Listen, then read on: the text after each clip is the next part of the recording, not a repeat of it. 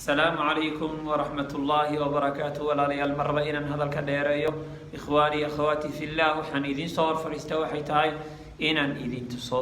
camal yar haddaad samaysaan camal yaro haddaad daa'imtaan oo samaysaan oo idinkoo samaynaya aad geeriyootaan abaalmarinta weyn ee markaa laga heli doono nabi maxamed sal allahu calayhi wasalam xadiis ay caaisha warinayso ayaa waxay leedahay ana nabiya sala allahu calayhi wasalam qaala dakhaltu ljannata wasamictu fiiha qiraa'atan faqultu man hada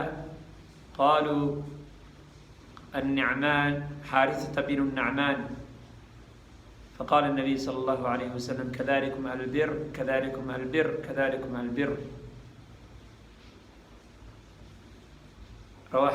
رواه أحمد والنسائي والحديث صحيح حديث كني بل أفير سدا ولا ريال وحلي عائشة وحلي هذا نعم محمد باوح ويري جنة كلاي مركز سانو محمد بغلاي جنة وح لقوا آخرين أيو قرآن markaasaan waxaan ihi waa kuma codkan aadka u macaan qofkan qiraa'ada samaynaya waayo markaasaa waxaa lagu yihi waxa weeye xaarithata binu nacmaan markaasuu nabi maxamed sala allahu calayhi wasalam uu yihi kada isagoo ka markhaati furaya wuxuu arkay ayaa wuxuu yihi kadalikum albir kadalikum albir kadalikum albir wa kaana abaru nnaasa biummihi bal u fiirsada wallaahi labada waalid oo baari loo noqdo nabi maxamed baa noo qiraya waxaa lagu heli karaa jannada weliba inaad codkaaga ummadoo dhan ay wada maqlaan adigoo wax akhriyaya labada waalid bal aan insha allah labada waalid insha allah aan u baari samayno u samafalno taasi waxaan ku heli karnaa waxay tahay wallaahi baraka adduunye iyo aakhiro oo abaalgud weyn ilaahay subxaanahu watacaala uuna siiyo oo janno ah baaraka allahu fiikum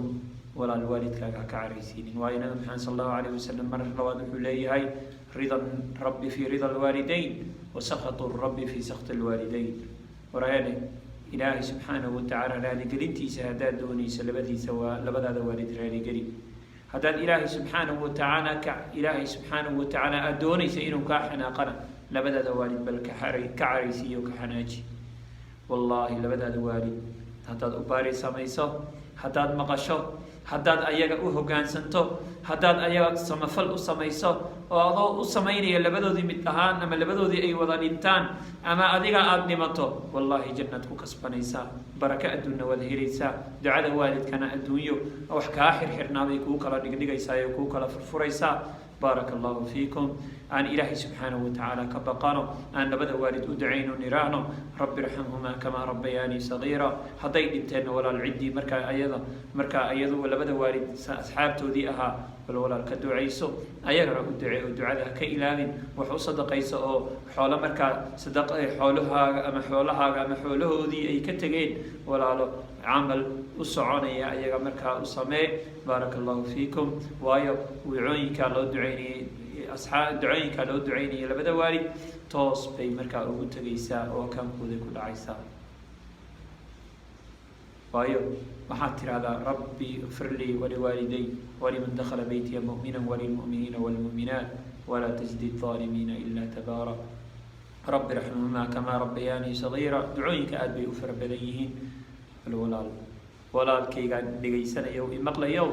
labadaadii waalid u baari samee si aad baraka adduun iyo baraka aakhira u heshaba waayo aakhirana ilaahay waa ku barakaynaya adduunyana waa ku barakaynaya haddaad caasi noqotana caruurtaada kaa jari doonta caasinimada isuma ogin ee waxaan isku ognahay samafalka iyo baari samaynta waalidiinta baaraka allahu fiikum wajazaakum allahu khayran sheer gareeya fideogan walaaladiin la wadaaga oo sheer gareeya si markaa dad madax adka ama waalidiintooda isku adkeynaya bal ay u jilicaan baaraka allahu fiikum wajazaakum allahu khayra wasalaamu calaykum waraxmat ullaahi wabarakaatu